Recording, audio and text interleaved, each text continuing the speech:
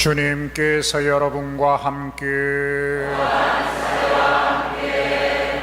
마테오가 전한 거룩한 복음입니다.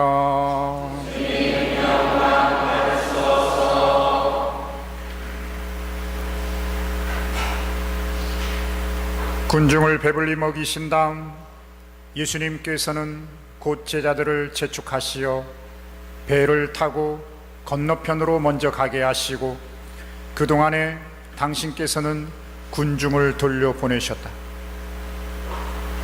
군중을 돌려보내신 뒤 예수님께서는 따로 기도하시려고 산에 오르셨다. 그리고 저녁때가 되었는데도 혼자 거기에 계셨다.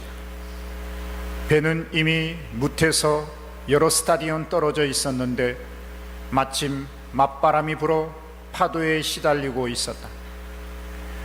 예수님께서는 새벽에 호수 위를 걸으시어 그들 쪽으로 가셨다.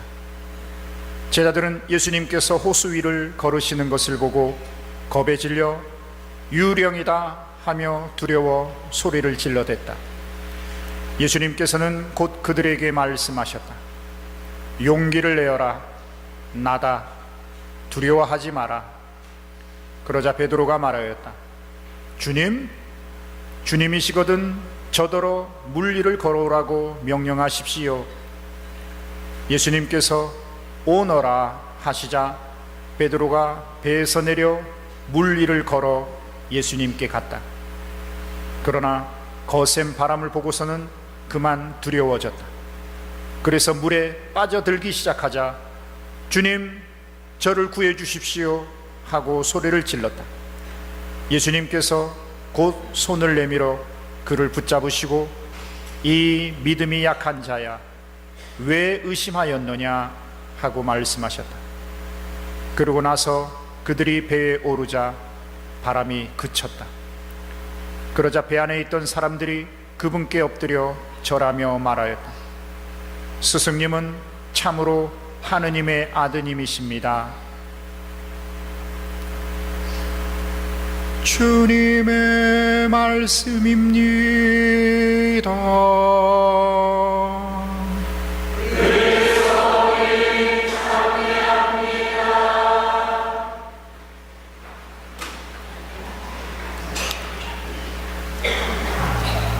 참 예수님, 성모승천 대축일 맞이 고백성사, 판공사 다 보셨죠? 한결 마음이 가볍죠? 그 좋은 것을 왜 우리가 평소에 부담스러워하고 참 이렇게 일거리로 생각하고, 정말 고백성사는 정말 하느님의 그 자비, 사랑을 우리가 상상도 할 수 없는, 아마 우리가 고백했던 죄를 공개석상이나 다른 사람들한테 까발기면 아마 귀시자되기 정도가 아니라 돌로 쳐도 아주 사회생활 매장당할 겁니다. 근데 하느님은 고백성사를 봐서 내가 잘못했습니다, 용서해 주십시오라고 했을 때 보자기에 다 잠아서 당신 등 뒤로 탁 던지고 언제 그 죄를 지었는지 우리를 톡톡 궁뎅이를 때리면서 용기를 내어라. 두려워하지 마라. 너의 그 죄, 너의 시행착오가 앞으로 다른 사람을 보는 그 자비로운 마음이 되도록 걸림돌이 아니라 밑거름으로 우리를 승화시켜 주십니다. 고백성사를 통해서 영혼이 맑은 자는 삶이 기뻐요. 가볍습니다. 순수합니다. 이런 여러분의 영적 체험이 정말 자발적인 성사생활에 충실함에 동기부여가 되기를 희망해 봅니다.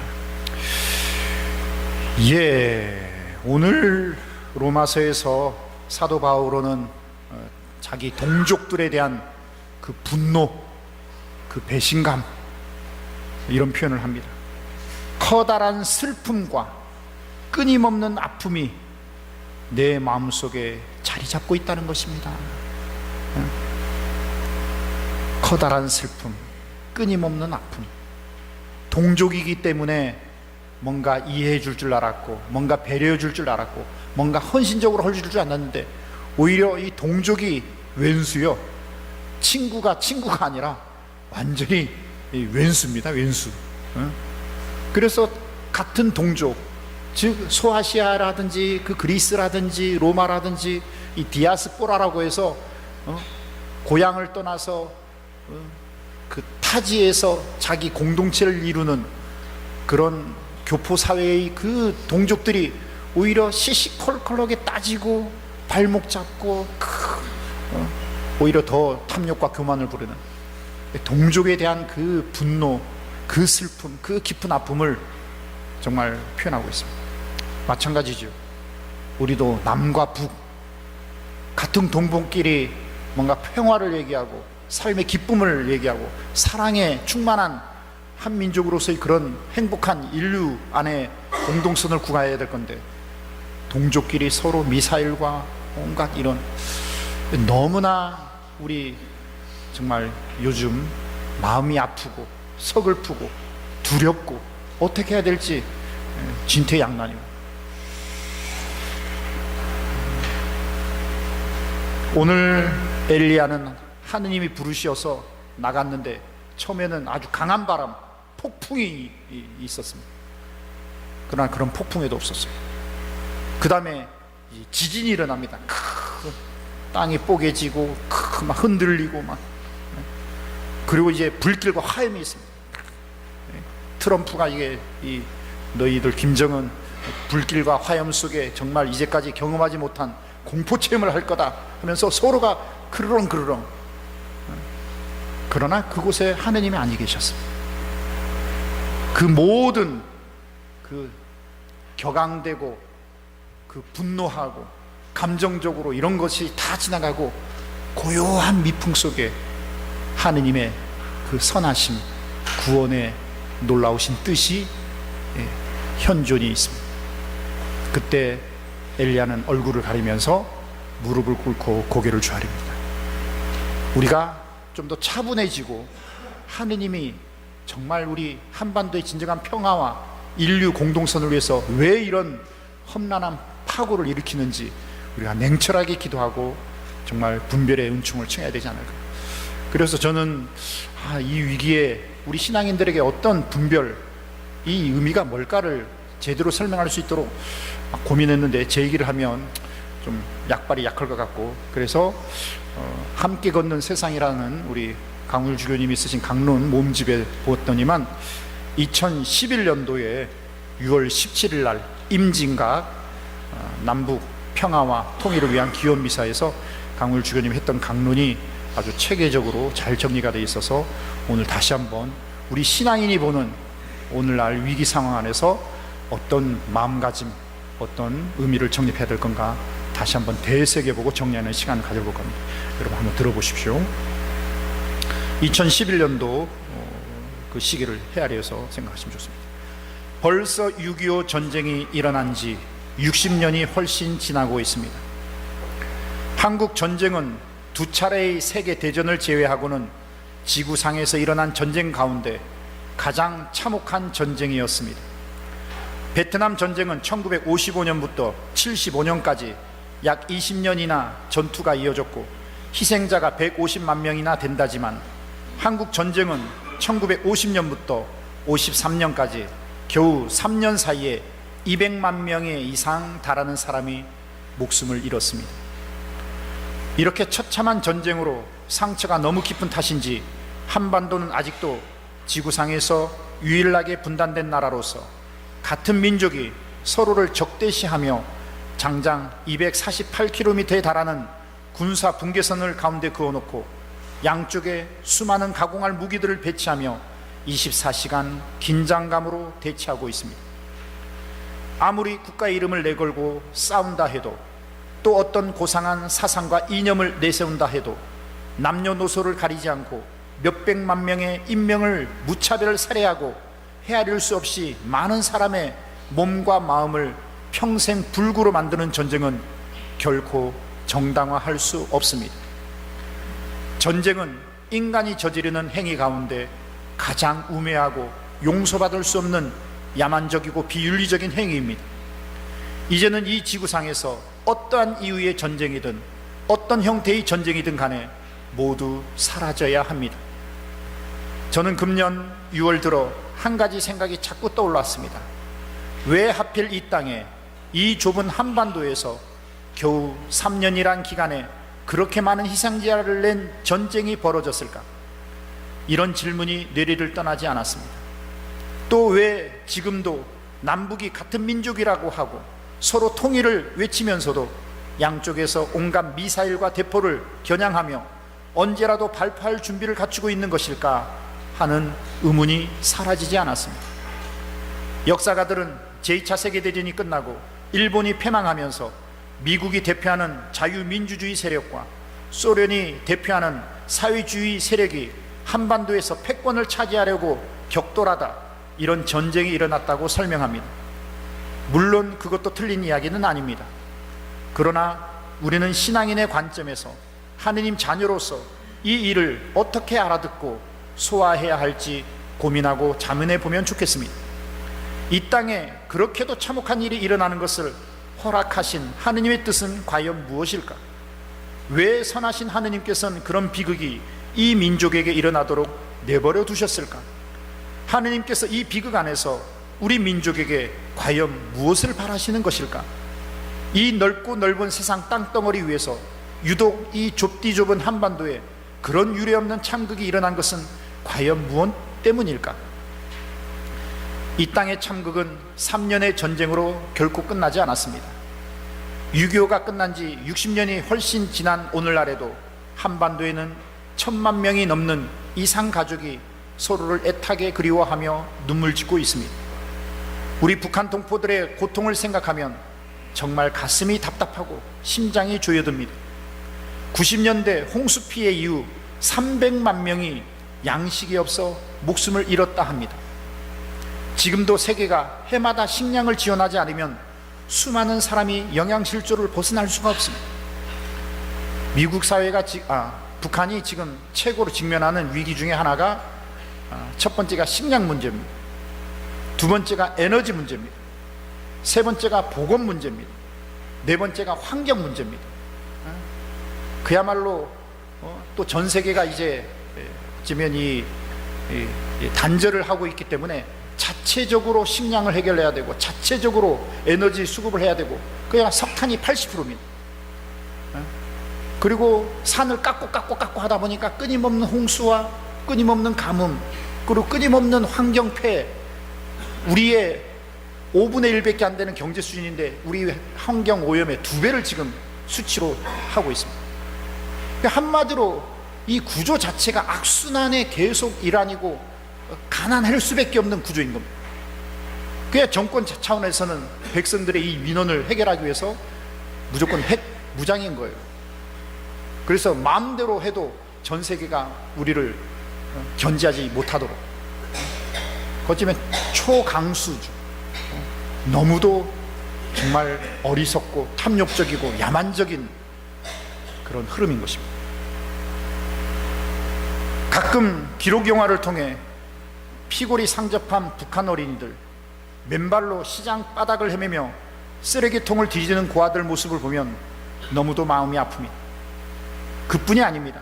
목숨을 걸고 탈북한 수많은 여성들이 중국 땅에서 자기 몸을 놀이개로 내던져 목숨을 연명하고 중국 대륙을 헤매다 동남아, 태국, 베트남까지 내려가서 한국으로 올 길을 찾고 있습니다. 하느님은 고통받는 이들을 사랑하고 돌보시는 분인데 지금 세상에서 가장 불행하게 사는 불쌍한 우리 동포의 고통과 신음을 왜 못 들은 척 그냥 바라보고만 계실까 하는 의문이 계속 제 가슴 속에서 소용돌이 칩니다. 사람들은 사고나 재앙을 당하면 곧바로 자신이 저지른 죄에 대해 하느님께서 벌을 내리신 것이 아닌가 하고 생각합니다. 과연 우리 민족이 유별나게 죄가 많아 하느님이 벌을 주신 것일까? 그러나 우리가 믿는 하느님은 그런 좁은 소인배가 아니십니다. 하느님께서 인간들이 저지르는 죄악에 대해 그때그때마다 심판하고 징벌을 내리신다면 아마 이 지구는 멸망해도 벌써 몇십 번 멸망했을 것입니다. 하느님은 인간의 구원을 바라시는 분이지 결코 멸망을 바라시는 분이 아니십니다. 요한복음사가는 이렇게 말합니다. 하느님께서는 세상을 너무나 사랑하신 나머지 당신 외아들마저 내어주시어 그를 믿는 사람은 누구나 멸망하지 않고 영원한 생명을 얻게 하셨다. 하느님께서 아들을 세상에 보내신 것은 세상을 심판하시려는 것이 아니라 세상이 아들을 통하여 구원을 받게 하시려는 것이다. 하느님께서는 세상의 구원을 위해 파견하신 외아들 예수 그리스도를 당신 백성이 달려들어 십자가에 못 박아 죽이는 꼴을 보셨습니다. 당신 외아들이 억울한 누명을 쓰고 이방인들의 손에 넘겨져 채찍질 당하고 손발이 꿰뚫리며 숨이 끊어져 가는데도 하느님 아버지는 아무런 개입을 하지 않으셨습니다. 아니, 못하셨습니다.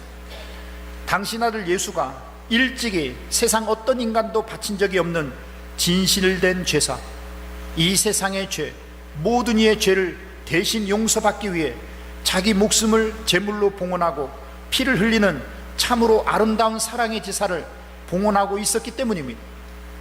이때 하느님 아버지께서도 하늘 위에 계시지 않고 갈바리아 골고타 언덕 위에서 아들 예수님과 함께 피 흘리는 고통을 나누고 계셨습니다. 하느님 아버지는 당신 외아들이 세상을 위해 대신 죽어서 그 사랑으로 세상의 죄값을 치르도록 허락하신 것입니다. 그것이 하느님이 세상을 사랑하시는 방법이고 구원으로 이끄시는 섭리입니다. 제2차 세계대전으로 600만 명의 유다인들이 나치에 의해 무참히 학살당했습니다. 유다인들이 특별히 다른 나라 사람보다 죄를 많이 지어서 그런 재앙을 맞게 되었을까요? 그럴 리는 없습니다. 유다인들은 나라가 망하고 2000년도 훨씬 넘게 세계 곳곳으로 흩어져 유랑민으로 살아왔습니다.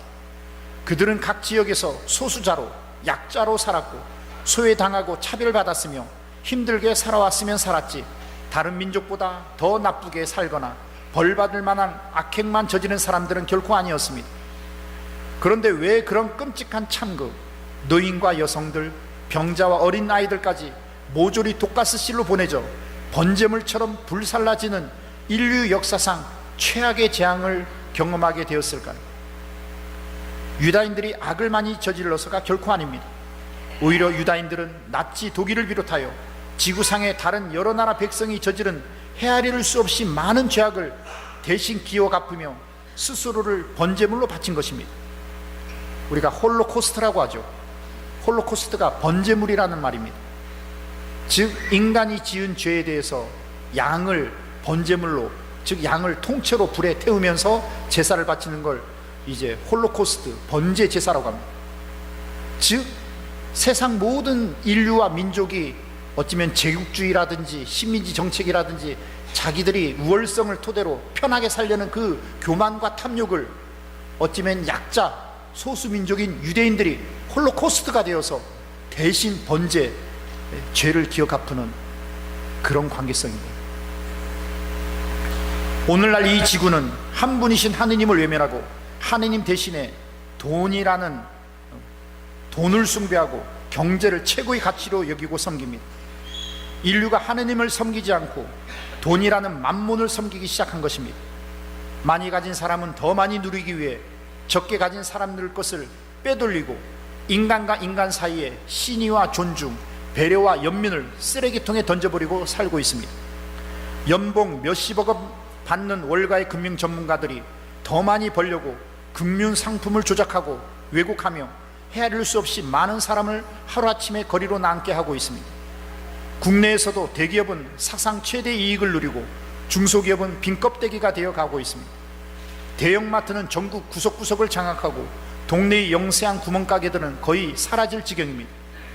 경쟁을 통해 정규직은 갈수록 줄어들고 비정규직은 늘어나 정규직은 퇴직금에 자식 학자금 혜택까지 주는가 하면 비정규직은 하루 종일 뛰어도 당장 가족 부양하기가 어려운 상황으로 내몰리고 있습니다. 서민들의 자산을 맡아 안정되게 운영하고 지켜줘야 할 금융회사의 임직원들이 사리사욕을 채우려고 투기와 횡령에 앞장서고 서민들이 평생 피땀 흘려 번 돈을 말아먹고 있습니다. 이런 비리와 부정을 감시하고 올바로 관리하라고 만들어 놓은 기관의 공직자들이 한 통속이 되어 눈 감아주고 나누어 먹고 있습니다. 모두 하느님을 섬기지 않고 돈이라는 만몬을, 우상을 섬기기 때문입니다. 하느님께서 이런 세상을 보시며 어떤 마음이 드시겠습니까? 노아의 홍수 전에 하느님 말씀이 떠오릅니다. 세상은 하느님 앞에 타락해 있었다. 세상은 폭력으로 가득 차 있었다. 하느님께서 내려다보시니 세상은 타락해 있었다. 정녕 모든 살덩어리가 세상에서 타락한 길을 걷고 있었다. 그럼에도 하느님께서는 세상을 참아주며 세상이 회개하기를 기다려 주십니다. 지금 이 순간도 가난하고 굶주리고 병들고 희망도 없이 고통의 나날을 보내고 있는 북한 동포들 안에서 예수님이 함께 고통받으시며 우리의 회개를 기다리고 계십니다. 한반도의 분단과 무력대결, 굶주림과 병고를 끝내고 참된 평화를 누리기 위해서는 전투기와 함정과 대포가 아니라 세상을 타락시키는 돈이라는 만몬을 떠나 하느님께 돌아서는 참회와 회개가 먼저 이루어져야만 합니다. 만몬을 주인으로 섬기는 우리의 탐욕과 불의를 떨쳐버리고 하느님의 정의로 돌아 우리가 진정 회개하고 서로를 사랑하는 일치로 이루어질 때 하느님의 참 평화를 우리에게 선물로 주실 것입니다. 오늘 예레미야서의 한 구절이 떠오릅니다. 주님께서 예레미야에게 말씀하십니다. 그들에게 이 말을 하여라. 내 눈에서 눈물이 흘러 밤낮으로 그치지 않는다. 처녀, 딸, 내 백성이 몹시 얻어맞아 너무도 참혹한 상처를 입었기 때문이다. 들에 나가면 칼에 맞아 죽은 자들 뿐이요 성읍에 들어가면 굶주림으로 병든 자들 뿐이다. 정령 예언자도 사제도 어찌할 바를 모르고 나라 안을 헤매고 다닌다. 그러자 예레미야가 주님께 아뢰었습니다. 당신께서 완전히 유다를 버리셨습니까? 아니면 당신께서 시온을 지겨워하십니까? 어찌하여 당신께서는 회복할 수 없도록 저희를 치셨습니까? 평화를 바랐으나 좋은 일 하나 없고 회복할 때를 바랐으나 두려운 일들 뿐입니다. 주님, 저희의 사악함과 조상들의 죄악을 인정합니다. 참으로 저희가 당신께 죄를 지었습니다. 당신의 이름을 위해서 저희를 내쫓지 마시고 당신의 영광스러운 옥좌를 결코 멸시하지 마십시오. 저희와 맺으신 당신의 구원의 계약을 기억하시어 그 계약을 깨뜨리지 마십시오. 우리 모두 예레미야와 같은 마음으로 진정 함께 참회의 기도를 바치고 우리 자신과 이 나라의 평화를 위해 평화에 모이신 성모님께 이 한반도를 봉헌합시다. 그러면 성모님께서도 기쁘게 우리의 기도를 받아 아드님 예수 그리스도의 죽음과 부활의 구원의 흐름으로 이 한반도를 축복해 주실 것입니다. 아멘.